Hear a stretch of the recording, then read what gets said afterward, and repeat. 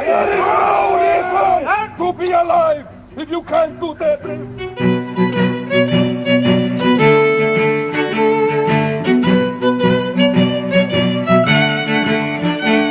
It's not something that you can just make up about yourself. You have to be able to show that you are as strong as you say you are. Especially if you're competing in strongman. Are you done talking about this? Are you ready? Yeah, let's go. Okay, here we are, episode 73. 72 of the Strong and Petty podcast here in Winnipeg, Manitoba. We're here in the Iron Age gym in the west end of Winnipeg. We're here post. Beautiful West End. Yeah, the beautiful West End. We're here post Shaw Open, post Strongest Man on Earth, and we have a special guest with us, the man who watched it probably more carefully than anybody else in this gym, Michael Thrones. Thanks for joining us, Mike. We appreciate it. As far as I know, the only one who's watched it fully. Yeah. Are you caught up? Oh, I watched it, but I think okay. that you paid the most attention to it because you had a lot of opinions and a lot of thoughts, and I'm very excited to get into them with you. I think it's so we're gonna get into kind of both here, and I think it's worth looking at the open, so like the women's classes, the weight class stuff, and then the men's open division, and the Strongest Man on Earth is like two different competitions. Well, because we only had we had one Canadian in the lightweight men. We had no Canadian. Was it no Canadian? There's no 105 guys from Canada. Maybe before the cutoff. Before the cutoff, I thought there was one. But I thought there was one. I didn't think there was, but if I'm wrong, I'm sorry. Yeah. Then reach out You know and let what? us know. Yeah. Hey, talk for a second. If there's somebody we're forgetting, put them in the comments. But yeah, but it was someone I hadn't checked. I'm pretty sure there was. But in the open, we had really good. S. Dinter. yes, I had never heard S. of him. Dinter. Oh, okay. Yeah. Well, I don't. Where does it say he's I from? don't even know what his first name is. shout out to S. Dinter, who was the lone Canadian in the 105 division at the Shaw Open. Hey, Good for you. We don't know you, but reach out, say hi. Yeah. So Not a link. Can't. Oh wait, Scott Dinter. Scott Dinter. Oh wait, that name sounds familiar. From where? Where's this dude from? Doesn't have any information. Okay, well- Scott Dinter, Canadian. Hey, well, shout out Scott Dinter then. He got actually seventh at the Arnold 105 last year. We got to find out who this guy is. First then, place, obviously. SCC Nationals 2022. That was his U105. Oh shit! Holy that was shit. Thunder Bay. Okay. So this is a guy that we need to become familiar with. I do remember the name Scott Dinter. Actually, now that I've heard it Apologize, here. Scott. Clearly, you're. Yeah, we're not as up to date on our 105 guys as we should be. But the Shaw Open and the Strongest Man on Earth, two very different competitions. Obviously, in just the fact that they were like different events, different competitors, all that stuff. Yeah. But I think generally speaking, the Open was a little smoother than the Strongest Man on Earth. I would say so. Yeah, I think that the competitors, I think there'd be less controversial takes. I'm sure that there's probably a dozen athletes who have they're pissed off about some call they got or didn't get or whatever. But just as somebody watching the competition, there was less very obvious things where you look at it and you're like, oh fuck, that was a big mistake or that was a mishandling or whatever it might have been. Yeah. So I think we should have kind of attacked them as two different events here almost. So in the for the women's lightweight, we had a pretty strong Canadian contingent in that one. We had Olivia Hoyam from Calgary. We had Holly McRae from Thunder Bay. Help me, was that Taylor Woods. Taylor Woods, who ran wild on that competition. I knew she was going to do well, but she showed up and just like on the deadlift, she had a huge. Holly did really well. Holly did really well. She got on the podium. Yeah. Taylor got on the podium. We had a 2 out of 3 Canadian podium. Yes. But that Kira woman who won was pretty unbelievable. Oh yeah, like she was just a force. Taylor, I believe, was in the lead until the Stones. Yeah, I think it was only like half a point or something different. But yeah. The women's division was actually the women's light was very competitive, very fun to watch. And in the women's open, we had everyone's top 2, we'll say, favorite Canadian strong women. On the pro circuit, we had Mel Peacock take first place in that one in a battle between her and Nadia Stowers pretty much the whole time for first and second there. And Nicole Greenwich ended up in second. Sorry, I thought Nadia Stowers got second. No, third. Oh, okay. Well, shit, I mixed that up then. I'm sorry, my bad. But Mel was a force in that one. We didn't pay attention after the Canadian won. Yeah, exactly. Yeah, this is first place. That's all we need to see. Yeah. Yeah. Smash the deadlift. Smash the medley, like the carry medley, which is I think that she even posted like Terry Rady was like, I did not think you were going to win that one. Like that's not really typically her kind of event, like the carrying stuff, the moving stuff. But really showed up to compete, and I think really showed that she's really on another level than like shows why she's on another level. Yeah, compared to a lot of those women who are all really strong. Yeah, but just not Well, we had two Canadians there, Jack Yoshevsky in there. Yeah, she did the great. finals too, which is awesome. Yeah, she was awesome, and she does really, really well. And she's kind of somebody that I've said before, sort of gets maybe is kind of in Mel and Sam's wake sometimes. Yeah, because they are just doing so much, and she's so talented. But like I said, it really was a demonstration of why Mel is at those really, really high level shows, because she just really showed up. Yeah. Yeah, and I think a lot of people they kind of immediately pass judgment on like when the weight class athletes step up to open, like, oh, why are they getting an invite? Mm-hmm. And I haven't seen that as much with like Mel and Sam, but you've seen it with like Rhiannon Lovelace. Yeah, and like she's a monster. She's absolutely does deserve to get invites to like Britain's Strongest Woman, which I've seen people criticize those invites. So I haven't, like I said, I haven't seen it as much with like Mel and Sam, but. They were there for Mel in the beginning. Any reason why Sam didn't compete? Was there a reason? I don't know. I honestly thought she was going to, and then I just saw that she was there but not competing. I seen she was there supporting. She seemed. You could see her in the background as when Max was competing. Oh yeah, just screaming. A very intense, scary cheerleader because she. I think it was the log medley I watched this morning. I'll be honest, I didn't get to watch Soul Comp. Tyler sent me the link, and I was watching bits and pieces. I've had a busy week, and I see him coming up, and you can just see her in the background just screaming. And I'm like, and she's good that way. They're all like so Joey and Sam and Max, they all train together, and they're like high octane the whole way through there. Where it's when they're lifting, it's you would think that they're competing, which is I don't think that just anybody could do that. Like I couldn't do that. I couldn't keep it up for that kind of amount of time. But they seem to be able to. Level. Yeah. Yeah. So in the men's 105. You're gonna have to help me here.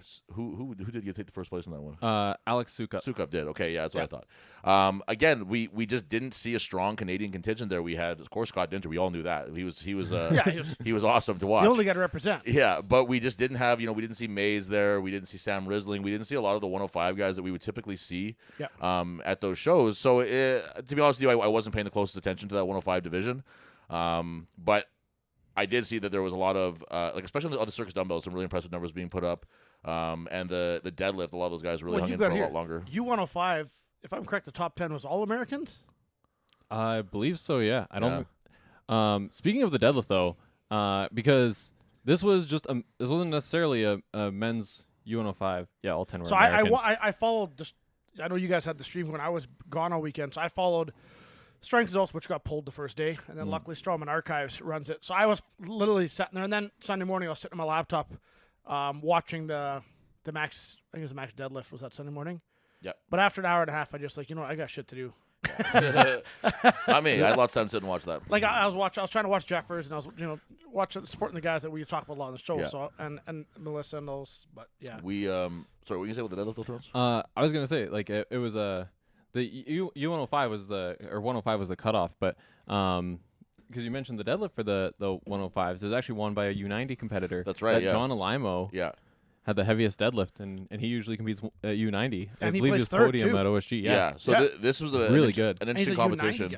In a lot of ways, Brian Shaw made this a very much like a throwback competition. No figure eights, no suits, all that stuff. 850 deadlift from a U90. Yeah, that's crazy. And from suit. Yeah, no suit, no figure eights, no suits. That would be screwed. Elevation. A little bit of an elevation, but still, it is what it is, right? Like because of where they were in Colorado? Absolutely, yeah. Yeah, exactly, yes.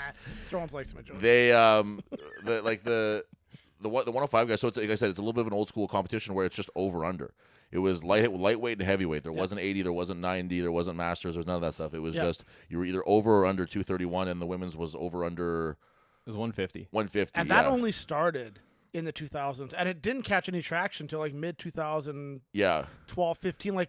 When we were back, you started 2015, but I was competing in Winkler. Brent had just started doing those over unders in 2011, I think. Yeah, and there was no guys who were being competitive in the lightweight. Like it was Brent was strong, and that was pretty much and you and him were the only ones who were doing it. And by the time that I was doing it, I think you were pretty much already in the open. James Deffenbaugh did it with us. Yeah. Okay. There you go. Yeah. Yeah. And I beat him back then, and then he won ASM. Now he's obviously substantially better than I was. And now he owns SEC, like SEC America. Yeah, but we had a blast watching the women's one, and then the men's open won by a guy that I met him in the airport on the way to the Arnold's and kind of became friends with him since then. We just chat online and stuff. Josh Spurgeon. So congrats to Josh on a huge win there. Yeah. And now he has solidified his spot as they call it like the 16th man. In next year's Strongest Man on Earth, which is wild, which is insane because he's a young dude too. Like he's in his late 20s. Was I sitting next to his parents? What did he place at the Arnold's? Third. I think I'll sit next to his parents at the Arnold's. Second or third. Yeah. Yeah, he did really Jan really would well. know. She was talking to us too there. Yeah. Yeah, and he's she's like become like friends with like just because that's what she does. She's like friends with his mom now and stuff. Like she's like Yep. So we Makes sense. But we got to know him pretty well, and he's a really good guy, and he was training his ass off for this, and he was doing little things that I'm not saying other guys weren't doing it, but he was doing little things that he needed to do, which was like he's 370 and he was hitting like the air bike, like the air seemed dyne, like pretty much daily. He was getting his wind up. He was preparing himself for the elevation. The little crappy joke you made there, the elevation of Colorado. we have to, it was you could see on a lot of those really heavy guys that they hadn't prepared in that same way. Well, how much do you think that dying. affected guys? I think a lot. Because for MMA, it's a huge thing for your gas tank, and it's got to be there because you look at the guys doing, and the open guys breathe heavy doing anything because they're just big dudes. Sure.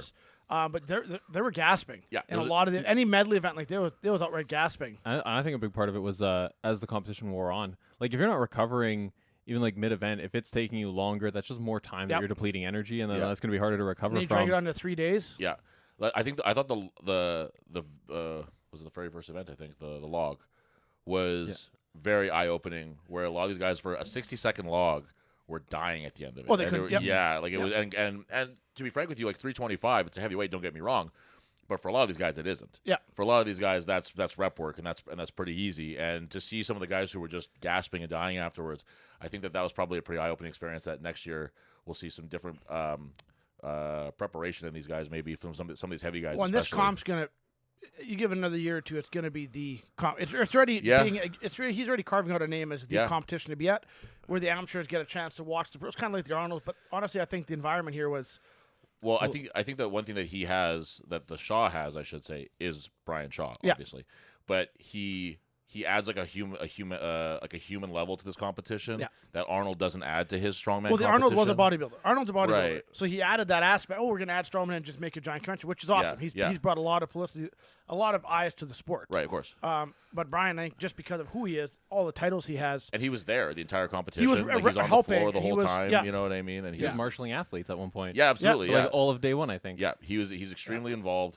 When something went wrong, which we'll go into a little bit later, he was the guy on the mic saying, "Hey, this was our mistake, and we're going to fix this." And they're going the to misload on the axles. Well, it's things that probably weren't actually like his individual fault. It's not like he's going around and he's delegating work to people. Because we've never misloaded. Never. At provincials. He's delegating work to people, and he's making sure things are getting done. And so it's not really directly his fault, but he's going to take the fault for things like that. And that's going to make it so that when there are things like what we talk about a little bit later that go wrong with competitions, people are going to be a little more forgiving. Yeah. The fans are going to be more forgiving. The athletes are going to be more forgiving, and they're going to like some of these things could have been really, really big deals. Yeah. And they could have really hindered a show. Like you think about some of the stuff that happened with the Rogue competition last year, where they have a lot of ground to make up this year. Oh, For being a shit competition, and I don't think that Shaw will have that same problem next year. How do you think? I like seeing. I like the way they refed it with having the spotter in the back, like Eddie Cohen in the back. I hated having him there. Did you? I like the idea of having someone there, maybe, but yeah, not him. I should, but I like the idea of having someone because deadlifts always hard to tell lockout from the front. Sure. Overhead press, you can tell. I thought overhead was overkill with that. Yeah, a lockout's a lock on overhead. Like you're not seeing something from the side, you're not seeing from the front because the elbows are locking from the front, and the feet aren't moving. And if you can't tell the feet are together from the front, I can with my eyes. Yeah, if you're missing that. I didn't think we were getting much from the overhead for that one. But I mean, good on Brian for I think.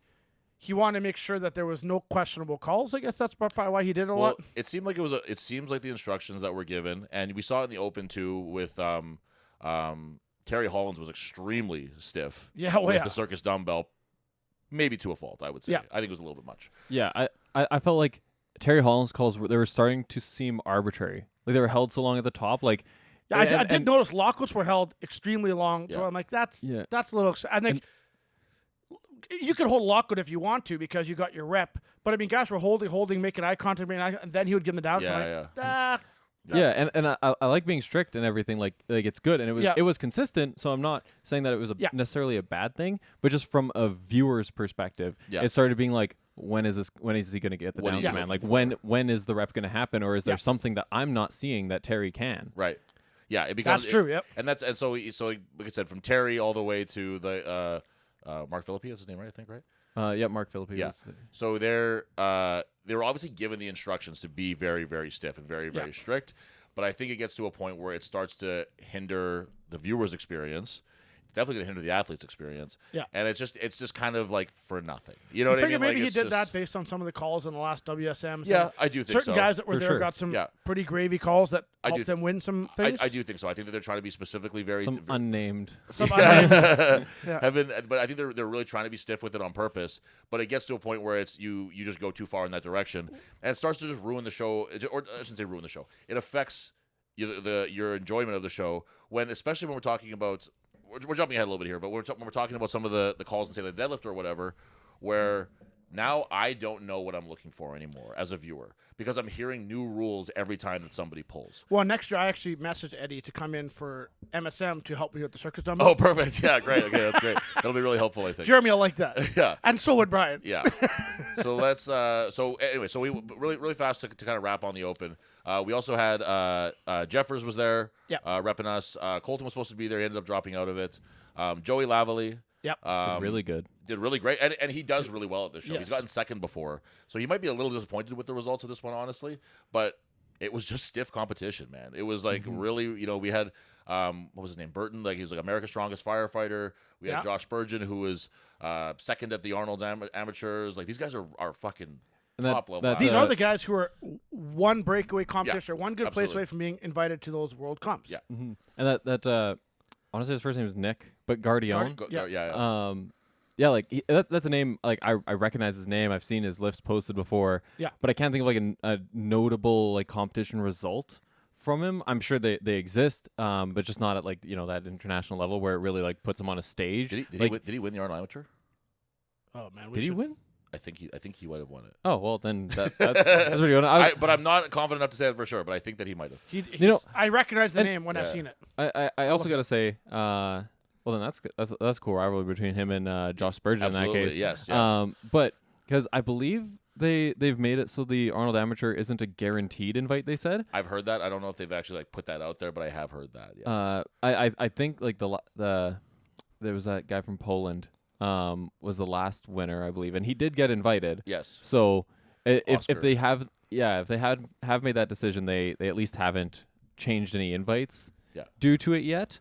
But it's another thing with the Shaw where like this is very clearly he's making it very clear that you getting through like having that 16th man by winning the Shaw Open. Yeah. I just think like that's another thing that's going to elevate the show. Like if Arnold stops inviting the amateurs, people are going to not care nearly as much about the Arnold Amateur. Yeah, Nick won the Arnold in I thought 2024. So, yeah. And last year he got 10th.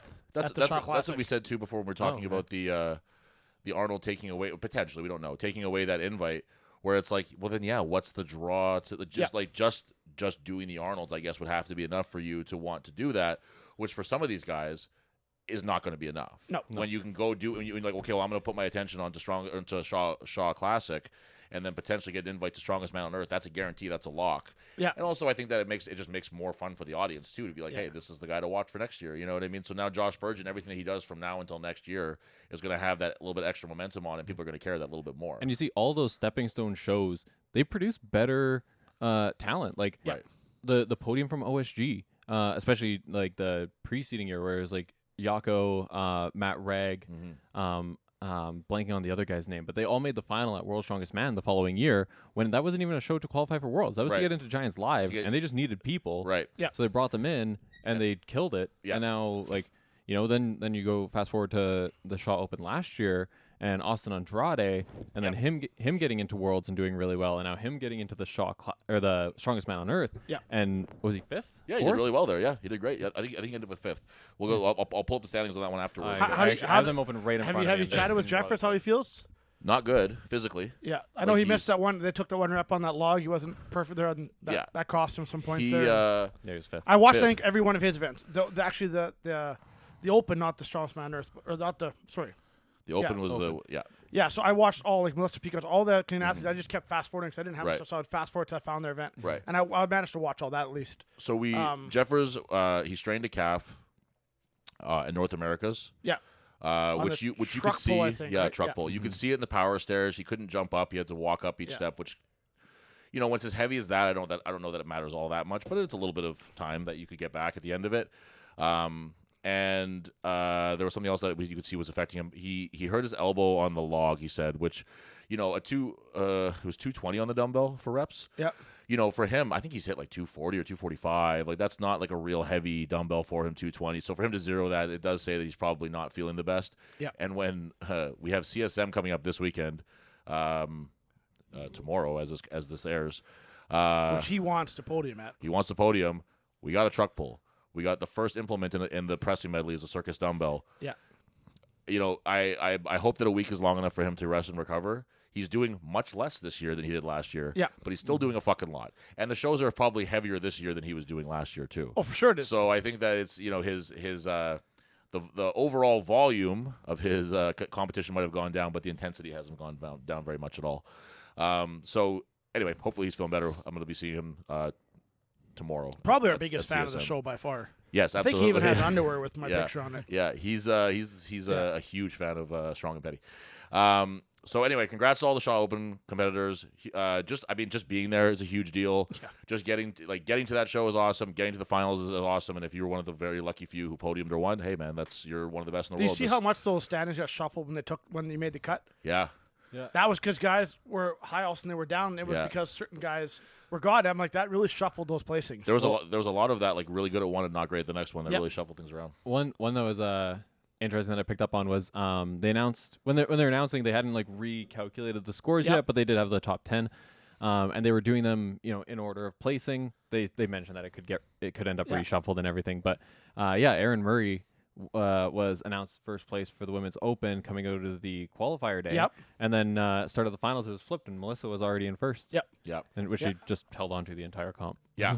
Erin and Mel started off, seemed like they were going to have a little bit of a tight competition there with, especially with the deadlift. Erin was pulling some big numbers on that deadlift. Yep. And then She Mel really surprised me on the deadlift. Yeah, she was awesome. She's just not a huge woman. But then at the same time, though, she walked out for the athlete, like the standings at the end. She's fucking jacked. Like, she's really, like, when she was just wearing like a tank top, white beat or whatever, she's got fucking traps and like she's just really really jacked. So that was day 1, 2, and 3 of the Shaw Open. On Saturday was day 1 of was it called the Strongest Man on Earth last year? It wasn't called that, right? It was like both because now they've made it so it's the Shaw Classic Open. Right. Last year was both the Shaw Classic and Strongest Man on Earth. I think it had dual names. Okay. So we'll call this like the first year where they've just like, boom, we're calling this Strongest Man on Earth. Yeah. We're very clearly trying to make this something that we can build to be an alternative to World's Strongest Man. Be a rival. Yeah, like the Arnold can get as big and as awesome as it wants to be, but it just doesn't have world in it. Yeah. And or on Earth or whatever. So they're trying. That's very obviously what they're trying to do, and I kind of like that. So see, world more sounds like round and Earth sounds flat. A little flatter to me too. Yeah, that's kind of what I was thinking too. Yeah. So this is trying to hit that other demographic. Yeah, they're trying to reach our St. Malo people. So this is non-binaries. A lot happened in this competition that didn't go exactly the way they would have wanted it to. I think there was kind of everything from bad calls from referees to bad calls from athletes. Lots of those. To good calls from athletes that were deemed bad calls by fans that aren't really using their head about it. Yeah. And there was a lot going on this one, so we'll kind of just go event by event on this one. Yeah. So the competition started off with the max deadlift, no suits, no figure eights. They really wanted it to be. So this is going to be like a raw test of a strongman deadlift. And no downward motion until they added the extra rule of no downward motion, which is a very bizarre. I don't think that should be in powerlifting. I agree. Yeah. And I've said this. Like, I understand why it's in powerlifting. With squat, with bench, if the bar moves downwards, the spotters are supposed to take it. Right. Yeah. Okay. So it's just consistency across the board. Yeah. I get it. Just make it so it's the same for all the lifts. No downward motion, or the lift doesn't count. The deadlift. You want to take hitching? Go ahead. That's why powerlift no hitching. Strongman we allow hitching. Well, how are you so was hitching allowed at the comp? Yes. Yep. So how can you hitch with no downward motion? That's a great You question. can't. You can't. It's impossible. Actually, you'd have to ask Austin Andrade. Yeah. Because he managed. But it was a really stupid. Thumb had to be around the bar. but also your hand had to be 100% closed grip, and it was just like what I was saying earlier was that we were noticing rules, or like we're being told rules. The commentators seem to be finding out rules. Yeah, like after the event, not even like the people feeding them information. They were being fed information during the competition, and the people feeding them information couldn't clarify the rules to the commentators. They had to do it after the event was over. We found out why Singleton's pull didn't happen like 2 events later. So was it the open? Was it the open thumb? Yeah. The open. Open palm. Yeah, sorry, his open hand. Yeah. So originally it was like they thought it was downward motion. I watched that 3 times this morning. Like, then why did the call not happen? Then they said no, there was definitely no downward motion. Oh, it's maybe because his thumb came off the bar, and then they showed on the broadcast a slow-mo replay, and you could see his thumb touching the bar the entire time. And then 2 events later, they're like, oh no, it's just because it slid down his hand because he had a finger width gap between his palm and that bar. Yeah, so it's but it's not. But that wasn't the rule though. The rule was that your thumb had to be around the bar. So, they didn't do the figure 8s because they don't want to have that fingertip thing. Sure, that's fine. I don't care. It doesn't matter. But to say I agree with that. But the rule was and that's just like a personal preference thing. It doesn't matter. It doesn't really matter. Yeah. But for them to be like, oh, well, your thumb has to be around the bar, and his thumb is around the bar. I honestly, I'm gonna be honest with you. It kind of felt like they were just trying to find a way to make the call make sense. Yeah. Because I doubt very much. They were justifying a call they weren't confident why they made. Right. Because do you think that I don't know? Do you think it was in the rules that said your hand has to be closed around the bar? That just seems like a very arbitrary thing to add. It's just because if you saw the pull, Evan's looking around and he's like, "What the fuck am I missing here?" He shrugs his shoulders forward, pulls his shoulders back, and he's like, what am I missing here?" Blocking, and then he's like, "No lift." And they just wouldn't give it to him. What are we doing? And also, he can't even give them. He can't tell him, your hand is wrong. There's no cue he can be given, so he's just standing there like an asshole, not knowing what's going on. And good on Evan, because Evan last year would have lost his mind. I would have lost my mind. And shook his hand, shook Eddie's hand, walked off back, didn't make a scene. So good on him for showing a great sportsmanship and a call that I would have been pissed at. Yeah, they did say that he's definitely maturing as an athlete, which you can see too. He does a lot less of the goofy stuff, hitting his head on shit, whatever and stuff. And I do like the no figure 8 thing. I have no problem with it. I like the no suits thing. I really don't like figure 8s. One, because it's whatever. It's not you can you get an extra 2-inch range of motion if you know how to use them. Right. 2, it's a safety concern. As a promoter, it's a huge safety problem. Someone eats it off a. Not in the guy. How many guys we have? Dan passed out. Guys always passed out, and they pass out now on the bar. Face plant on the ground, you're stuck to the bar, and I can't get their hands out. I've seen that with that. I can't get their belt because now they're collapsed onto themselves. So their hands are stuck back here. Yeah. Well, it is a huge safety problem. That was how Adam Bishop tore his tricep before the World Deadlift Championships. I think the year before last. What's the figure 8s? Figure 8s. He passed out or lost his balance, but he fell with the bar, and his hand was stuck in the figure 8s. It's like even at provincials, we had guys with figure 8s, and they finished their reps, and they were all dazed out or whatever else, and I couldn't get their hands out of the figure 8s. Right, I would like to see the figure 8s gone. And they then that was the thing too, is that I did like, because they did little interviews beforehand with all the athletes before every event, and pretty unanimously guys were shitting on the suits, which I agree with, and I like too, because if Shaw pushes for it, I've heard Laws pushing for it on his social media, and I'm like, yes, let's just slowly smother the suits. Leave it to geared powerlifting. It seems like really it's only Giants Live that still really fucks with it, and then it should just go with all that other bullshit of powerlifting like sumo. I just don't understand the why we're still bothering with that. But I mean, that's whatever. A geared. I don't think. I'm against the. But the bad call on Evan Singleton was. I guess if you want to be a real prick about it, it was inside the rules. Although I don't agree with them with the call. But there was also bad calls that were outside of the rules too, as far as I'm concerned. Which was, if you want to get into Lucas Hatton's call. Oh yeah, from Ed Cohn, which is fucking dog shit. Shit. This one, and maybe at the end of the at the end of the rep, end of the attempt, maybe it was the textbook rulebook right call. Yeah, but. So I don't know if you've seen this. Lucas Hatton had a battle on his second deadlift. Oh yeah. And finished the rep, gets a down command, and then gets the rep taken away after receiving the down command. Yeah.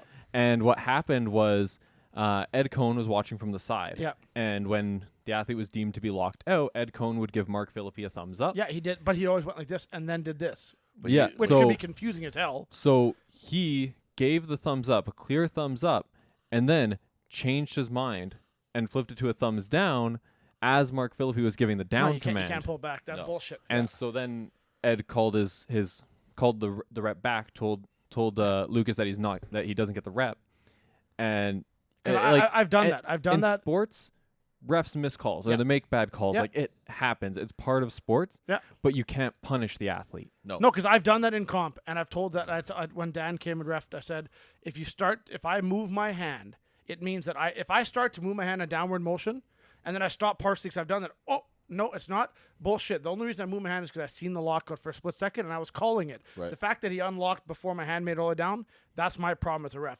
If he got the down command, if there was a thumbs up from the side, the rep is clean. Yeah. Mm-hmm. Well, because there's reaction time from Eddie to Mark Flip. Right. So that's bullshit. The athlete gets the benefit of the doubt. Yeah. Is that when you say it's good and then he gets the down signal, you told him to put it down. It doesn't matter if he was like 30 degrees from lockout. It doesn't matter. Yep. You told him to put it down because you said the lift was good. Yep. So if he puts it down and then you say, actually, you didn't quite have it there, it's like, but you fucking told me I did. Yeah. And you told me to put it down. So that was like the beginning of some. I think that was the first like really rough call, followed by the Singleton call because Thrones messaged me and he's like, "You're not going to believe some of these deadlift calls," and I watched the Lucas one and I texted him. I was like, "Holy shit!" And he's like, "If you can believe it, that's not the worst one you're going to see today." Yeah. And then I saw the Singleton one and I was like, "Holy shit! Yeah. It's even worse." And it's at a point where it's like, I can understand what they wanted, where it's like. We're gonna have these legends of a sport, I guess, not the sport because it's not strongman, but they're having a max deadlift. They want to have Ed Cohn. Sure, I guess. Like, why not have Benedict Magnuson, who's I was just gonna say, why didn't you have him? Why not have JF? Why not have JF? He was right there. JF is standing, watching this happen. Who's pulled over 1,000 pounds? Who's one of the best deadlifters in fucking history? And Ed's done. He's a legend, but he didn't pull over 1,000 pounds. Not from the ground. No, and he didn't do it in strongman. Oh, so you said Eddie? Yeah. Oh, yeah. No, Eddie didn't do shit. No, JF has pulled over 1,000 pounds. Yeah. It's just I didn't understand that choice. I kind of I get it. I like it when they say they had the World Deadlift Championship where they had like Andy Bolton in it, so it's like we have powerlifting and we're crossing over and we have like if they did like a throw for height, like we have Highland Games referee. I get that kind of shit. It's cool, but. Ed was just doing like objectively a bad job there. He wasn't, and he just didn't seem to be practiced in being in reffing in this. And I said like it seems like maybe if you're gonna have so we're gonna have Ed Cohn ref this very high level competition that has a ton riding on it, and these athletes are taking this extremely seriously. Yeah. We're going to have, so I'm going to go talk to some promoters around Colorado, and we're going to make sure that they have a max deadlift event, and I'm going to fucking fly in Ed Cohn, and he's going to ref that competition. Yeah. So that we can just make sure that we're on this, and I'll watch him do it, and we'll talk about it, and we'll have so make sure we're on the exact same page. Yeah. Because these are the kind of mistakes that you can't be afforded having at a giant competition like this if you want this to be that next level competition, which is it obviously is supposed to be. Yeah. It was just a gigantic error on their part, and in a competition where it's like we're trying to be as tight as possible with the refereeing. There was a couple calls that really stood out as like you're trying so hard to be stiff and be tight with the rules that now you're fucking up the whole thing. Yeah. And it was no good on that one. I really did enjoy that. There's a super simple solution so that problem could never happen again. If you want to have side referees, ref it like a powerlifting meet. Yeah. You're sinking thousands and thousands of dollars into this. You like giant event, building full like these awesome pieces of equipment for potentially single-use events. Yeah. Buy a like $150 light system. Yeah. And get one other person on the side. Yeah. And those systems, you hit the button, your decision's locked in. Yeah. There's no changing your mind. That'd be a very, very easy way to do it. So we had and I'm pretty sure they're all aware. Like Brian Shaw will be well aware of all these flaws. And he'll take it as I'm sure. Yeah. And from what I know of him, just through different people, I'm sure he'll take criticism and he'll build on it for next year. Yeah, I'm sure that's the case. Actually, you have something pulled up that you want? No, please. This is just what I was going to say to wrap up on the deadlift. In addition to very sketchy calls, there was also the missed call on Austin Andrade. They said no downward motion, right? And that one, because it was on thirds and Austin and Evan, I can't remember who went first, who went second. I think Austin went first, but you went from like a clear like 2 inches of downward motion so that Austin could lock out that deadlift, and then the commentators explaining that there won't be any downward motion allowed, and that gets called a good lift, to like Evan Singleton, like a lifter or two later, not getting one of the most perfect reps of the entire day, disallowed. Smoked that deadlift too. Yeah. You know, we were watching. I was watching it with Jan, and she was saying that like this is getting boring because it's like you as a fan don't know what's good anymore. Like what's like you don't know if it's gonna be like he's gonna smoke a deadlift and be like, oh, but you're wearing the wrong color socks. Sorry, like Strongman was all about just seeing the guy lift the weight. Yeah, that's why people like it. It just felt very like to use the word you used earlier. It just felt very arbitrary. Yeah, it felt like it. I mean, they weren't. I understand these rules were made earlier, but it felt like rules were just being made up as they went along because it's just like we don't know these rules. We didn't know there was downward motion until someone got called on it. We didn't know about this thumbs around shit until it's like these are all things that we're finding out as a viewer as it's happening to athletes, and it's just not fun that way. And I have to imagine as an athlete, you know, after you watch Singleton go, like how do you get yourself hyped for a lift to be like, I could absolutely smoke this, I could kill this, and I don't really know that it's going to count. Yeah. Like I don't like it's just it must be very very hard to get yourself into any kind of a mindset to push yourself in that way, where it's like, oh, I hope this rep is not 99.9% perfect. I hope it's 100% perfect by their standards. Yeah. So that I get a rep on. How this do I one. manipulate this lift to fool the judges? Yeah, exactly. And then Hooper's like, just wait. You just wait. So Hafthor Bjornsson very easily winning that event. Didn't even have to take his third. Yeah. Poor call from Matt Reg there. What's that? Yeah, Matt Reg had an opportunity to get a real good shot at taking second. Took 15 pounds more than he had to take for some reason on his thing to beat nobody extra. Yeah.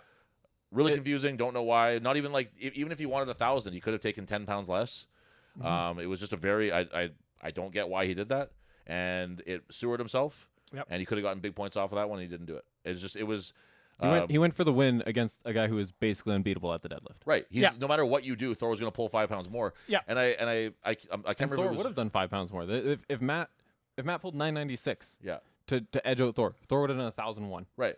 Yep. And then, I think what it was either you or Deloli said to me was that he could have gotten that 996, gotten second place, and not only that, he could have made Thor pull 1,000 pounds raw, and that's I don't care who you are. That's going to affect your performance the rest of the day, at least in some small amount. And it was just a very bizarre choice, and that was the first event that had very bizarre weight selections that we'll get into in a little bit here. But for some of our quote unquote local guys, Wes got 9th in that one. Tristan got 10th. Not the performance that either guy wanted in that one, I don't think. Tristan was I don't think his leg is doing 100% right now. Yeah. He seemed like he was hobbling. I saw some tape on it and stuff. So Wes was holding his knee after his deadlifts too. Yes, I noticed that too. He was Max pulled 732. So Max just knew exactly what he was going to do. Yeah. He was going to get a number on the board so that he didn't get 0 points on it. I don't believe he took a second or third attempt. I think he just took the first one. He just knew. Yeah. He's not exactly a guy that you normally think of as like a tactician, but it was a very smart move on his part. He knows he's not going to get anything more than what these guys are pulling. Yeah. So just get something on the board. I actually really like that from him.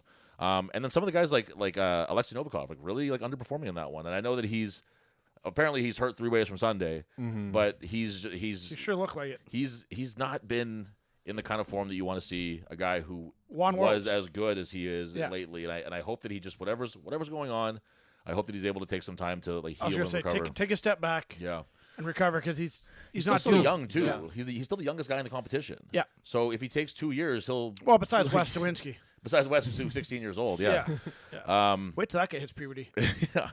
So following that was the overhead medley, and then so this one had no real problems with the judging as far as I could tell, but the equipment setup was a little bit, and it's like, you know. Mistakes happen. We've misloaded stuff, like whatever, dude. Oh, yeah. But it was a very bizarre choice to me to have 2 axles that look the same, way different, and not like denote that in some way. Like not like we're gonna mark this one. This one has a red mark on it, so that's the heavy one, or something. You know what I mean? Like, spray paint the weight on that, because even from an audience perspective, put a piece of tape, man. Like they make the strongman equipment like big and like imposing because it's heavy, you know, and you want to make it seem even heavier. You want to put on a show. It's a spectacle. So, you know, at the very least, make the heavier one like bigger in some way, or like write the weights on them, just so you can visually see that it's something different about that one. That was a weird call. So it was log, axle, log, axle, log. They were all extremely heavy, just a brutal medley. Yeah. And the axles were 375 and 405, and whoops, they switched them out, so it was actually 405 and 375. So I think 3 or 4 guys went. Yeah, and only Kordiaka got the axle, and he's just amazing at axle, so it's not super shocking, but it looked hard for him too, even. Yeah. And guys were kind of like, what the fuck? And finally, they wheeled out the scale, and they weighed it, and sure enough, they had the wrong axle and the wrong thing. Again, I think that if this is a different competition with sort of like a nameless, faceless person running it, I think the athletes are probably a lot more pissed at this. Oh, hell yeah. But, when Brian Shaw comes to you and says, like, I'm sorry, this was a mistake that we made. How can we fix this? And they come up with a plan. I think it's probably easier for the athletes to swallow that. Because what they did was they had the guys who'd already gone were allowed to go again at the end. Yeah. If they wanted. Some guys chose not to. Some guys chose not to. Yeah. And it wasn't ideal, but I would say it was probably the best case with that one. I couldn't really think of anything better to do with that. I think ideally you just run everyone through like as is. Yeah. Because then obviously like Kordiaka didn't reattempt, but he probably would have gotten 4 implements. Right. But instead he was left with 2. Right. Because they only recorded his score as the number of implements done, they recorded him as having achieved the 405 axle. And he was so close on that second log too. Like he was right. It just couldn't quite get under it in time. But so he would have for surely got 3, if not 4. I would think so. Yeah, I think the potential. And he didn't have the greatest day to be like overall, so that would have helped him. Yeah. So it was a shame that happened that way. Couldn't touch your belt. Yeah, the no belt touching thing was another thing that was kind of like, oh my god, dude. If it touched your belt, you had to drop it. Yeah. And it was another one where, like, it was brought up once it happened on the field. On the field of play. Yeah. And it wasn't like resting on your belt, which is, kind of a weird, difference to make. Couldn't touch your belt. Did the one guy, if I'm not mistaken, did the one guy not? It wasn't Lucas. Touched his belt coming past, and they made him drop it. Oh, really? I don't remember that one, but yeah, there was. I remember that distinct, but I wouldn't be too surprised. That'd be pretty. Yeah. There it's kind of on par with what's happening with a lot of the stuff here. So the axle ends up going to. So Tom goes first guy to finish it. Very very fun run when he does it. Hooper also finished it, I believe, right? Yeah. Yep. And I think one more guy got it, didn't he? One more person finished it. Tom Saltman, Trey Mitchell. Trey Mitchell also finished it. Yeah, Trey Mitchell finished it right after Tom, which kind of like it was funny because it was like a really huge crazy moment when Tom did it, and then just Trey did it right afterwards again too. It didn't exactly get the same fanfare. 12 seconds faster. Yeah, too. faster. And it was faster. But it was very very impressive to watch. One thing also crazy because Tom's great at those like ladders and medleys. Like he won the log ladder at Worlds before he was known as a presser. Yeah, he's just really getting better at like those like you said, the ladders were just go move to the next thing. He doesn't take a lot of time in between. And those he's press very events consistent. just kill Thor. Well, and that's what I was gonna say was that right now, when you win 5 out of 8 events and you still don't win, he was shockingly his was just all over the place on that pressing. It was really like. He's never been like an awesome overhead. I don't know if there's a higher wind at that level because he's tall. Yeah, maybe it's just been breezing up there. Yeah, but there was a few. I was like, damn, like that's an ugly press he's got going there, and it just wasn't really working for him on any level. He strict pressed the first log. Yeah, which is bad because now he gassed out a bunch of energy you didn't need to. Yeah. He was very bowed out with his body and stuff. I hate to backtrack a bit here, but that was another weird athlete call that was happening during the Open. Was like so many athletes were coming out. Viper pressing 3 reps on the log, getting one more with a push press, and then gassed. If you're like an amateur athlete watching this, if you're a pro, do whatever you're gonna do. But if you're an amateur athlete watching this, these Viper presses are not helping you guys in competition unless you plan on going for the entire fucking minute or whatever it might be. Like you're just using more energy. So these guys would hit 3 Viper presses, and then it's like, all right, you got 40 seconds left, and they're hit 1 more rep in that time. Yeah, they're gassed out. Their triceps are gassed out. If there's split times, which you never really see, but if that's the case, sure, great, then I guess do that. But it just doesn't make sense. Just don't do it. Like unless you're strong enough. If you're a medley and you're strong enough to Viper press every implement. But that's what I'm saying. But that's split times. That's totally different. So Dan Viper pressed the log, which he didn't intend to. He just did it at the Arnold's. Yeah. And that saved him a little bit of time. But when we're talking about this, like I said, unless you're like, okay, that guy got 10 reps, I need 11 reps, so I need to just be going this entire time without stopping. Sure, that makes sense. Yeah. You're going to save yourself a little bit of time, but it just didn't make sense to the energy expenditure. Viper press makes sense if you're a high rep individual that can do it. Yeah. 8, 10, 12 reps, then the push press doesn't make sense. But if you know you're only good for 3 or 4 reps, Viper's not what you need. Yeah. If it's a medley where you need to get to the end fast, and you know that's how you're going to get the most points, or it's a light enough weight that you're going to be repping it out the whole time. That's the only reason to ever Viper. Everyone wants to have that moment where the commentator goes, "Ooh, Viper press," and that's all you get for it. That's all you get. And here's of candy. Here's the thing though, is that so me and Thrones both watched it. Who got the most Viper presses? Nick Ardione. So sorry. He was one of the guys who was actually doing it with the intention of like, I have to get as many reps. Yes, but he still didn't win. Yes. Who was the next most Viper presses? I don't know. I don't remember that off the top of my head. There was so many guys. Who gives a fuck? That's the point that I want to make. Is that nobody remembers. Walked into that. Sitting here trying to I feel like I'm in school. No. The point of that is that nobody will remember because it doesn't fucking matter. No answer is the wrong answer. Because you didn't get the most points. Yeah. So it's just who cares? You got, like I said, you got to have a little moment where everyone goes, "Woo, Viper press!" Yeah. And then that's it. Okay, so where were we at here? We were at the overhead medley. Mitch Hooper taking that one by less than 1 second. That's over Trey Mitchell. 6/10 of a second over Trey Mitchell. Yeah. Hooper's like he say what you want about him, but he that was a brutal medley. Yeah. And this is a really, really hard competition, and it's different than a lot of the other competitions where it was like insanely heavy. And he had to grind out Worlds or something. He had to grind out his last 2 implements or 3 implements, stops, and then he grinds it with head back. Yeah. He's not a guy who needs to rely on the athleticism events. He's not a guy who needs to rely on the speed events. Like we all know, he's very good at yoke and stuff like that. He's also just insanely strong. He's consistent on every. Like he's just really, really good. To have a guy win 5-8 events and still not win proves how consistent Mitch is. Yeah, and I would say too, so Tristan didn't do as well as Tristan and Wes only got one in that one. And when we're talking about Tristan having what looks like a bum leg, and maybe even Wes too holding his knee after the deadlift, you're not going to get a lot of leg drive on big heavy implements like that. And unless you can strict press 375, you're going to be kind of fucked up. But let's talk about Max going to sleep, taking a nap, getting his blanket, and coming back. That's one of the moments of the entire comp. Yeah, don't mind me. I'm going to just do a tumble and roll and sleep for a while. Yeah, you take what was a shitty moment in that they had the things switched out. Max had already gone, had to go again. And he ends up making it, just does what Max does and makes it into one of the most memorable moments you'll probably see in Strongman. Yeah. Which is hits the axle, hits the log, hits it a little faster than he hit it the first time, so it's okay, good. That made it worthwhile already. Mm-hmm. Hits the second axle on the second attempt too. Like he missed it, then got it. When he hits that second one, just cut it. It looked like he was like looking at something, like kind of like dipped his head down or something, like what's under there. And then he just fell backwards over the log behind him. He continued looking. Yeah, and then he continued looking and fell backwards. And then people kind of started getting up around him. He's like, no, I'm good. He shakes it off. I can't remember if he said it in a post, but like he brushed a hand off. Yeah. Like somebody went to help him up or help him stay up or something, and he brushed the hand off and he was like, "What are you doing? Get away from me!" Yeah, he didn't know. He didn't realize that he had just fallen and that people were trying to help him. Well, because he falls, does a tumble, gets up, still staggers around the log or the axle. It takes a few seconds. Yeah, gets to and then regains himself. Yeah, and hits that last log. Just a fucking huge moment. Yeah. In a way that only Max can do it.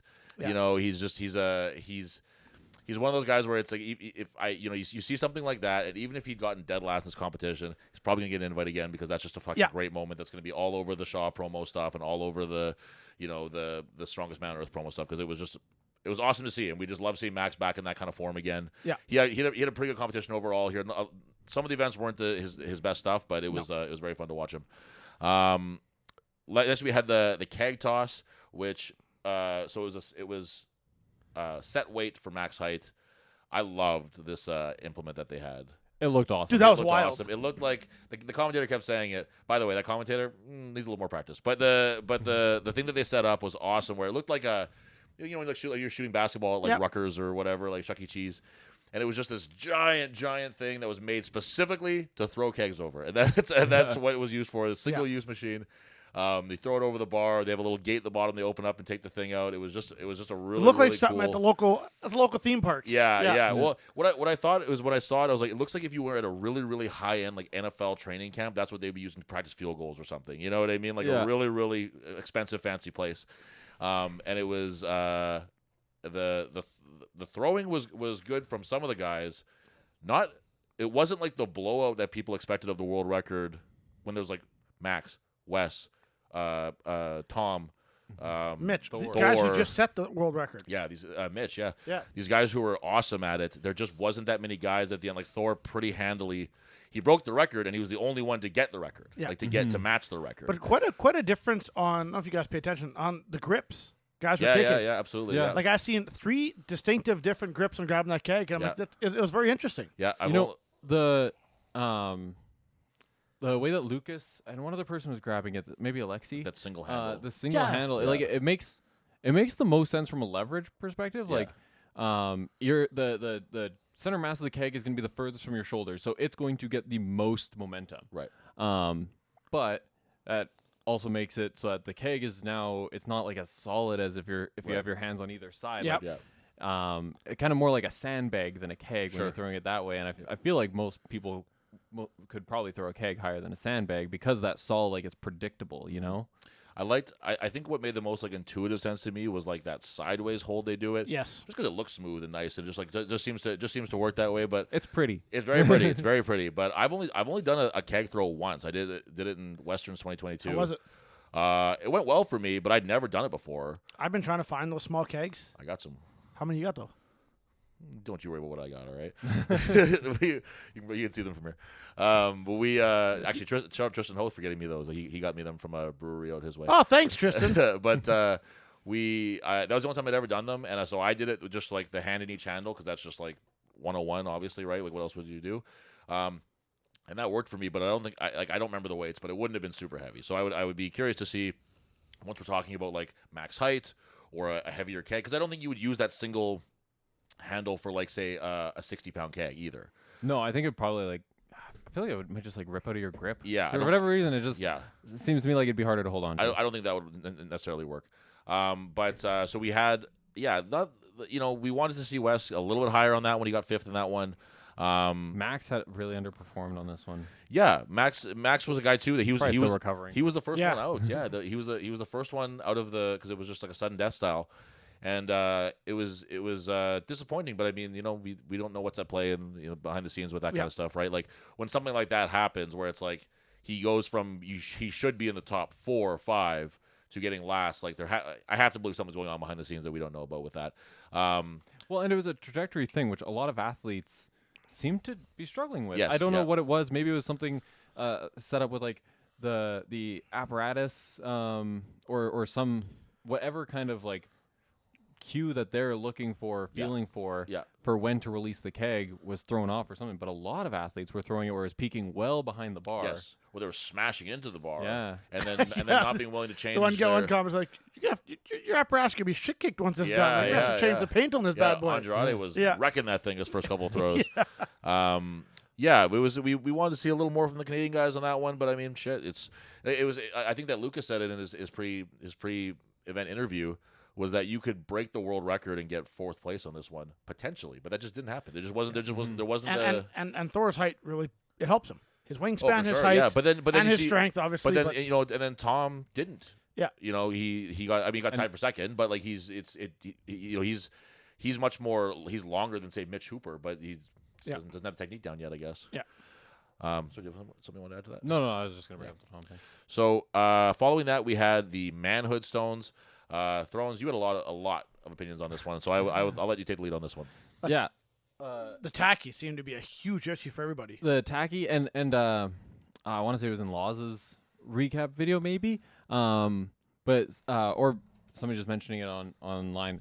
Somebody said like Giants Live, the arenas that they do their events in are always like really really warm, and so a lot of the athletes who are used to competing at Giants Live, they're using that elite tacky, the hot weather stuff, and you could pretty much tell like you seen when Max came out and like there wasn't like webs of tacky. It was clumpy. Yeah. And you could see him trying to warm it up. Yeah, he was pulling off pieces and sticking it to his forearm and you could just see some of the guys, they grab the stone and then as after it slips out of their hand, you can just see exactly where their forearms were, like just perfect outlines with tacky. It was like that jolt where they'd pick it up. It was like, oh god, it was out. It wasn't like they were like, I can't hold it. It was just like they pick it. It wasn't like the tacky was right too out. hot and slides like we have at some comps. Yeah. It was just gone. It was just gone. It just slid right out, just like a jolt out of their hands. And so, obviously, the first guy's out. You don't know, like you have an inkling when you put the tacky on. You're like, oh, this is not working in. But if you've put on a shitload of tacky on your hands and forearms, like you just got to do your best to get it worked in. So I'm not really gonna blame or throw shade at the first few athletes out, but you see, like Max was the first guy out for the Stones, and he went straight to that 550, and it doesn't go. If I'm in the back, Max is somehow still underrated. Yeah, but I think like probably are arguably top 3 stone loader in the he's world. A phenomenal stone loader. Tom. Well, I guess actually Thor now that he's back. Yeah. So we'll say Max is top 4. Yeah. Tom and Thor, probably in a league of their own, I would say. Yeah. And then it's like Trey and Max. Yeah. It's between them and with some guys very close behind them, but I would say that they do. They are cut above historically, And Austin Andrade did really good. Maybe he's in that mix too. We don't know. We have to see him at more just competition. have to see more stuff on it. Same but with if Lucas you Hatton too. If you see the first guy, like the guys are watching Max being like, I got no tacky, this isn't working. You'd think whoever's in the back would be like, son of a gun, I got to change this shit. Yeah. A couple more guys came out and did. Even Tom Stoltman came out and did the exact same thing. I think, and that was the. Sorry, go ahead. This is what Thorne was saying. Yeah, that's exactly it. Like so many guys, they came out and it's like they couldn't adjust their game plan. Just assumed, oh well, that won't happen to me. Like they were for some reason different. Well, you see Nathan Payton running up and giving Tom more tacky. Yeah. Like mid run, because it just wasn't. Well, you're just reaching into another container of cold, shitty tacky. Not shitty, but it's like cold tacky, inappropriate. Right? Yeah. And then what you watch Tom Stoltman zero the stones, and you got to be. And at that point, like 5 guys have already zeroed. You got to be just thinking about the points. Yeah. Just go for the 450. Yeah. Lock up. In the end, 8 athletes, 7 athletes zeroed on the stones. If just one of those guys just went for the 450 right off the bat, you would have 8 points. Yeah. Right off the bat. Just basically for you know what that does to the standings? If you think that a 550 stone is reasonable, 450 is not fatiguing you that much. No. Right. And then even then, Lucas Hatton was the only guy to finish on the 500. Yeah. So you do the 450, even if you don't jump to the 550, you go to the 500 and you get a rep there. Yeah. More points. Use it as a warm up. Use the 450 as a warm up. That's what I mean. It's 100 pounds less. It would be virtually a warm up at that point. Yeah. Like like I said, you'd barely, if you're, like I said, not to echo you here, but if you can do the 550, you can do, and you're sure enough that you're willing to, that's your starting point, you can do 450 then 550. Yeah. You would think. You know what I mean? Like it was very frustrating and confusing to see guys kind of turn into like a dick measuring competition. Yeah. Where it's like, well, no one's gotten this one yet. Now I'm going to go out there, goddamn it, I'm going to get it. It's like, I thought we were trying to win a competition. But it's nice to see for fans in a sense, because you see this in the amateur competitions or even the low level pro competitions. These screw ups. Yeah. And then you go to one of the highest shows in the world. Yeah. They're human. They're just they screw up game plans just like the rest of us. I would agree with that if I felt like they had a game plan at all. Yeah, that's true. I think that they have this like hard line, like I want to hit this stone and I'm going to. How many guys do you think roll in without coaches in that level? I think a lot of them. I think a lot of them have someone there with them. Yeah, but I don't know if a lot of them have like true coaches. They have handlers. Maybe that might be a better way to put it. Mm-hmm. Like I know Tom's coach didn't come with him for this comp. Oh, well, there. So that's something. That might be. Laws mentioned that for sure. Yeah. So like Lucas has, Alec Jose there. Yeah. Who is obviously a very intelligent guy on his with about strongman on his own. But if nothing else, he's just a guy who can just watch outside of your body and not feel the same adrenaline pumping that you're feeling. Yeah. And not make the same clouded decisions that an athlete can make when they're just like, I have to hit this fucking weight. I said I was going to do it. Yeah. And like this is my game plan, and it's like. You got to be able to change game plans on the fly, otherwise you're not going to be a successful athlete in any sport. Yeah, and it was frustrating to see how guys could have. It really could have changed the whole complexion of the competition. If I think it was 7 guys zero the event. So if you were 5, 6, or 7, and you would have been like, this just isn't working for guys. I'm just going to hit that light stone. Yeah, for the right person, that could have changed the entire competition. Absolutely. Who was the highest person who zeroed? Let's see. 0 points right there. Tom Stoltman was the highest placing person who zeroed the stones. Right. But then, like, behind him, there was 2 other people who zeroed. Then Thomas Evans got a few reps. Then a couple more zeros. So that would give like him 6 it, points, like 6 or 7 points. The stones was almost like a perfect. If he won the stones. No, even if he got 1. If he got 1 with the 550. If he got 1 550, would have put him a point behind Singleton. So if you had done the 450 and the 500. Yeah. He would have been ahead of Singleton. Yeah. It was just it was like in the overall. It was very weird to see Tom zero an event too, by the way, as a side, or zero stone event as a side note. But yeah, it was just you want to see more from these athletes who are at this level. It's easy to get lost in the idea that this is like you win or lose by like the weight on the bar or by this one event or this one lift or this one stone or whatever it might be. But we got to start putting more value on the points, like thinking about this as a sport where we're trying to accumulate points. It's not first or bust. It's not the specific weight or bust. It's trying to get points and climb up a leaderboard. And that's something that I feel like they don't talk about enough. Is I don't know the exact breakdown, which again because they don't talk about it enough. I don't know the breakdown of the payouts for like the Shaw based on who wins and stuff.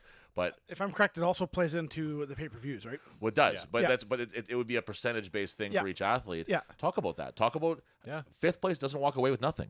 Yeah, Rogue does a good job of that. Yeah, Rogue does a much better job of that too, and you're very aware of what's the stakes, like what's at stake here. Whereas it's like it doesn't feel like there's any difference at all if you get 10th or 5th or 6th or whatever. Like it kind of all feels like it's the same if you don't get on the podium, because they're always talking about that. They're always talking about fighting for the podium. He wants to get on the podium. He wants to get, or if you're in contention to win.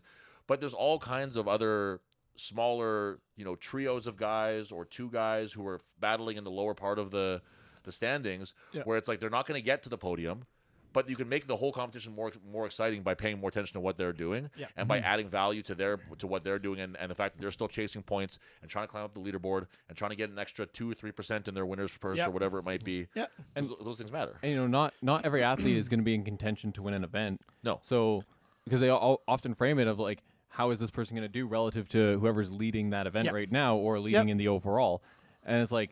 Some guys they're to do the best that they can do. Right. And sometimes they're coming with injuries like Tristan having an injured quad with a squat being worth so many points. Like he was never going to be in contention to win because he's not coming in shape. So like even his best chance, even on his best day, it would be an uphill battle to get on the podium. Yeah. Right. But when I went on too big of a tangent thinking about Tristan, and like trying not to be too mean. Talk about the points. Oh yeah. So like if they do a better job of talking about like what is at stake with getting like this rep, like he's not in contention to win, but if he comes out and gets this 450 stone, that's an automatic 8 points. Yeah. Or they wouldn't have known that until the event was over, but he's like talk about how many points they can get right now by doing this rep. Absolutely. Yeah. Yes. And it just makes so that everything matters more, because so often, especially when we're talking about getting to that 4th, 5th, 6th event, well, now we're only paying attention to the top 5 guys anyway. Yeah. Because that's what they frame as being important. Is that you start to kind of glaze over when those first 3 guys walk out, because you're like, well, these guys aren't in contention anymore anyway. And it's like, but it can be its own story in the bottom too. Yeah. All right, what do we got next? So we got the Manitoba Stone. On day 2, it started off with the squat, which was another source of real controversy here. Completely undeserved, really, to be honest with you, because you know that I don't care for too much for Mitch Hooper competitively. I don't know him personally. Someone asked me that. I don't know him at all personally. Well, you got 10 zeros. Well, that's the thing. The weight was not set appropriately. It was too. When you got 10 out of 16 zeros. Yeah, and that's just, it wasn't fun to watch. At the highest level. Yeah, it was too many guys getting zeros. But and guys that you would think on a barbell squat barbell squat would do really good. Matt Reg, I thought he was going to come out and smoke this event. Yeah, sure. I thought he would be top 3. Yeah.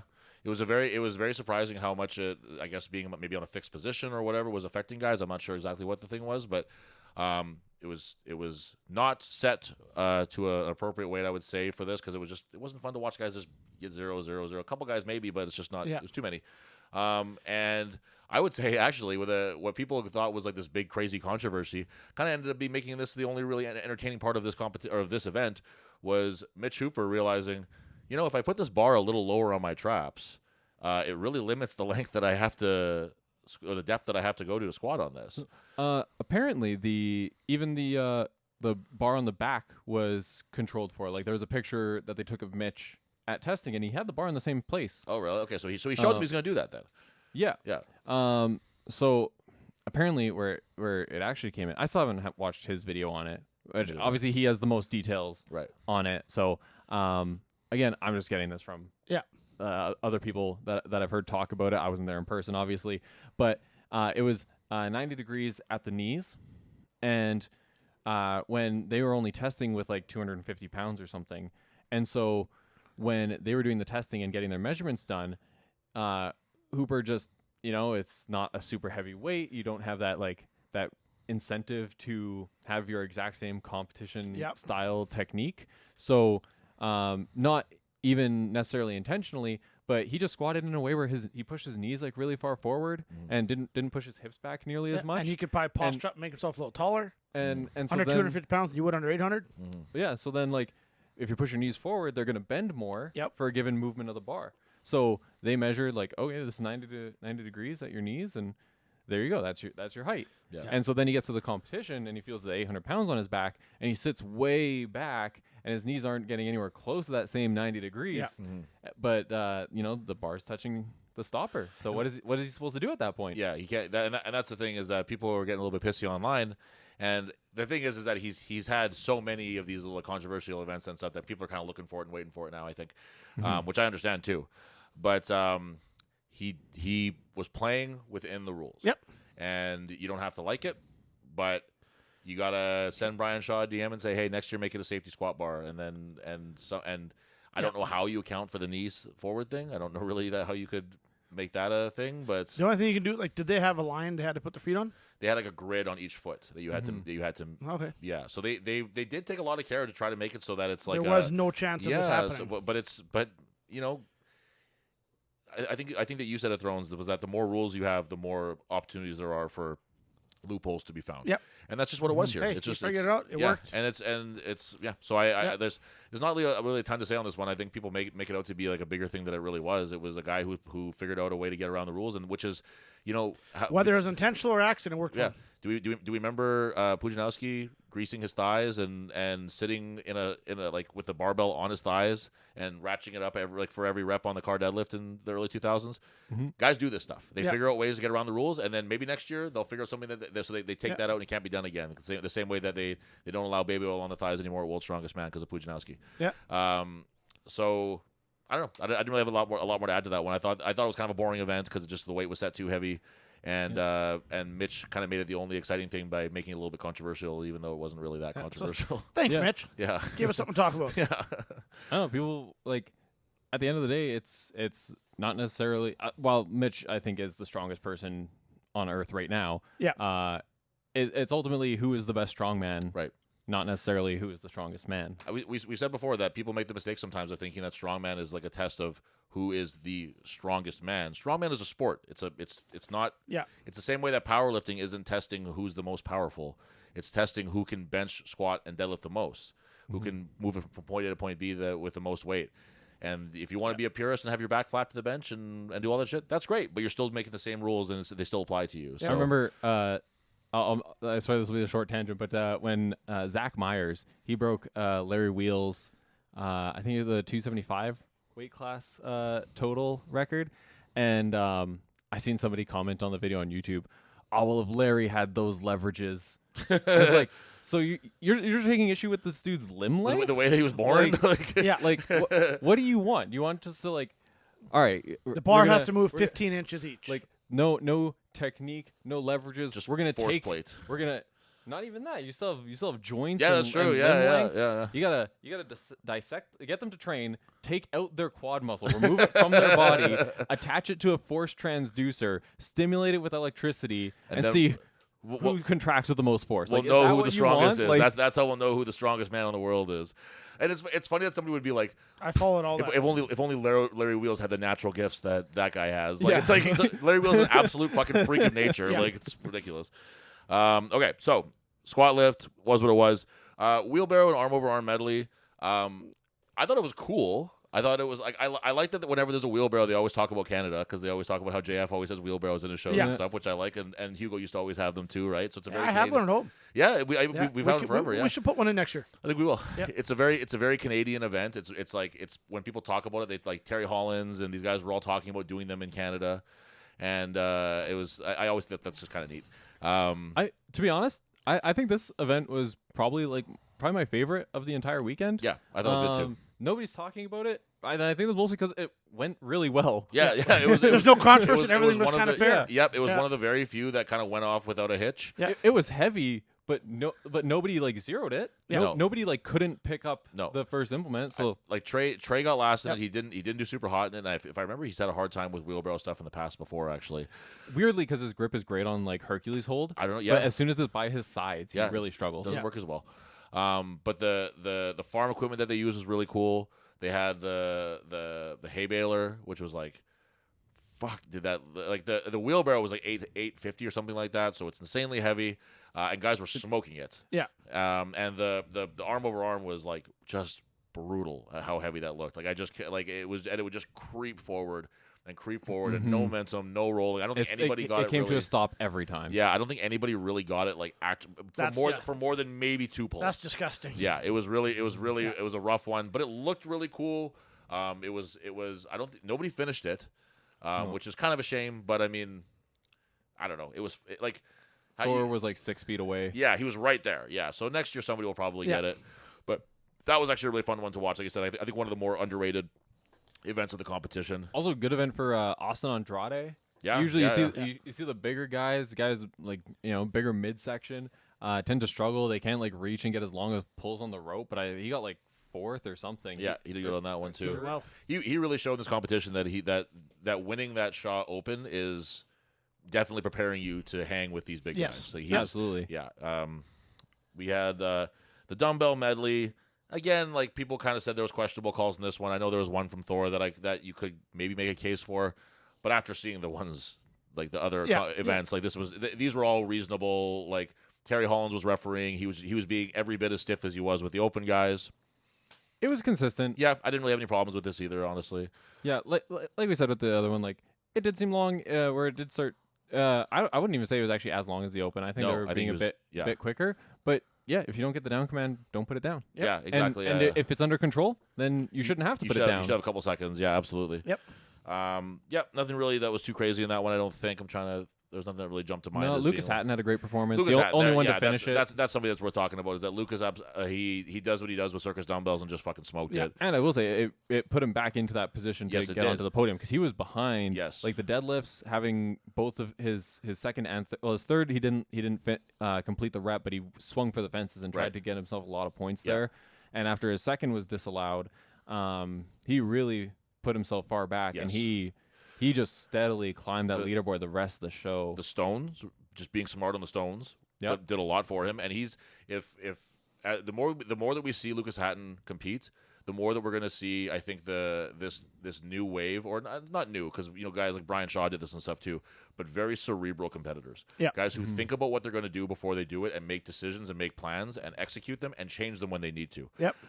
Because he was very smart with those stones and it got him huge points. The squat, there's nothing smart about squatting a lot of heavy weight, but he's really good at squatting, and that just getting a couple reps on there got him huge points. Yeah. And then he's a couple reps. He got second. Sorry, yeah, 5 reps. But even then, it was 5 reps. A few reps I meant to say. Compared to the 10, just a few reps I meant to say. That's true.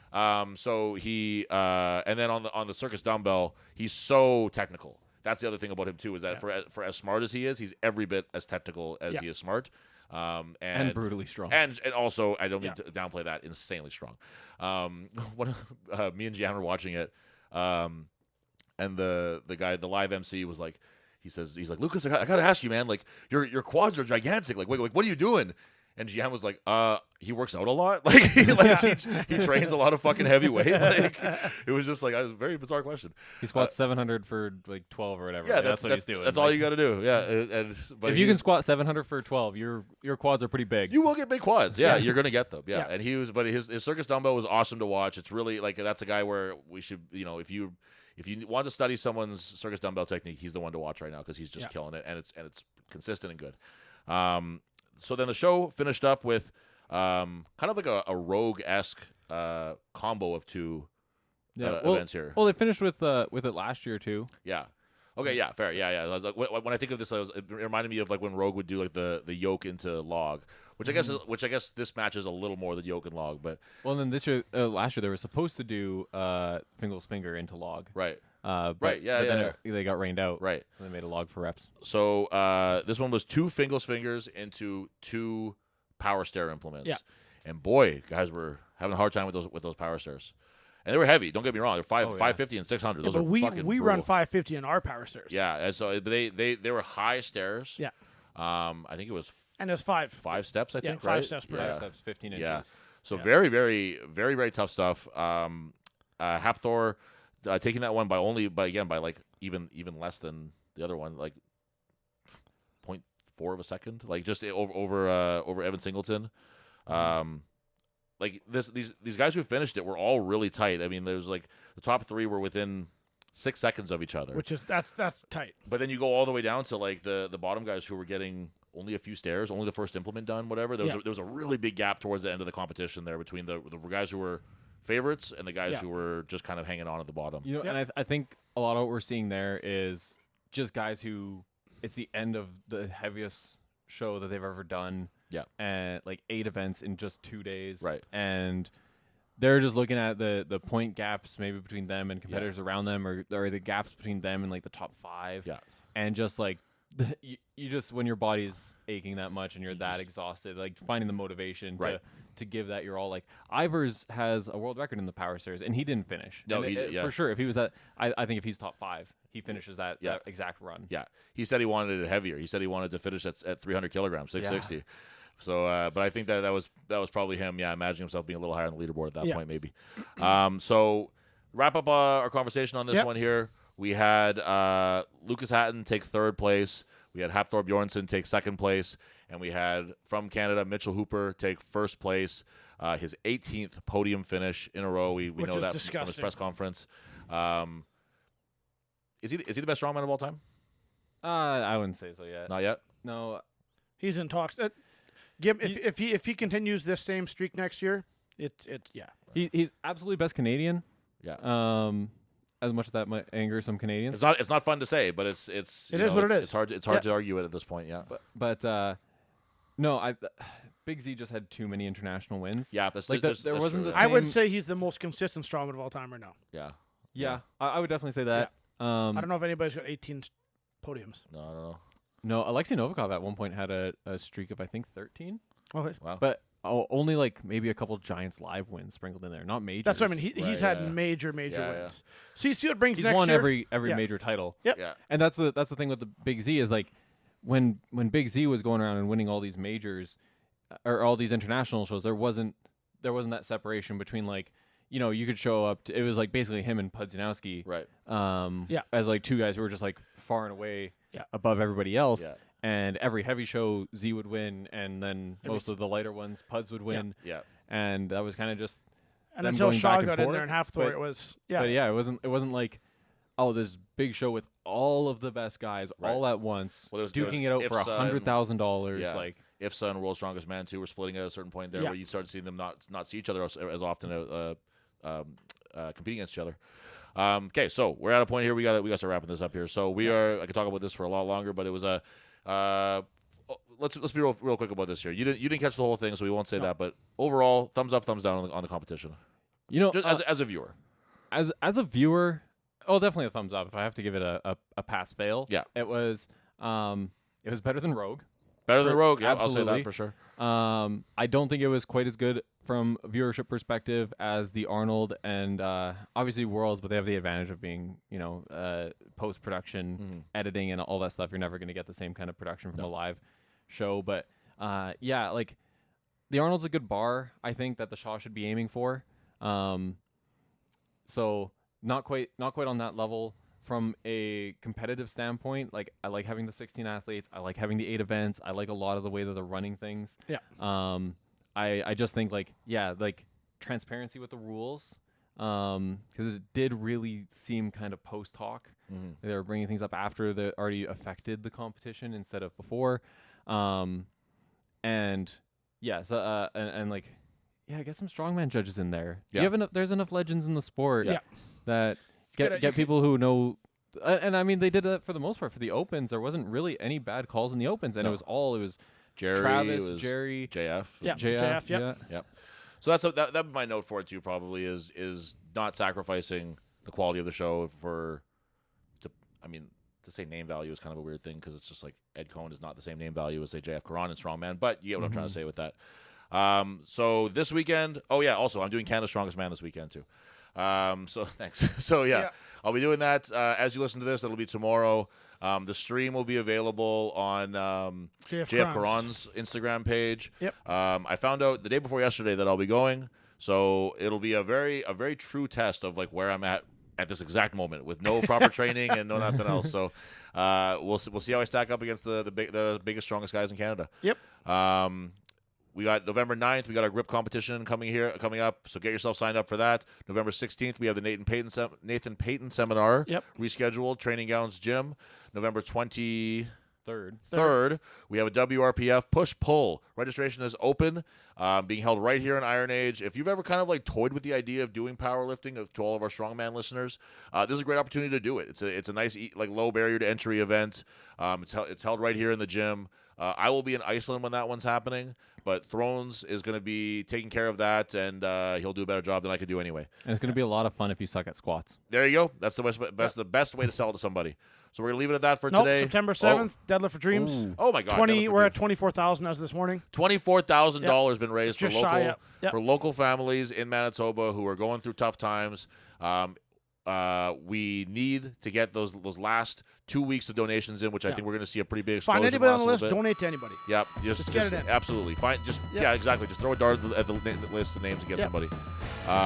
Thrones, thanks for joining us. We really appreciate it. Yeah, my pleasure. Yeah. Devin, thanks for being handsome. You're listening. Yeah. And we'll see you guys next week. Like a dog in a cage, I can't get away.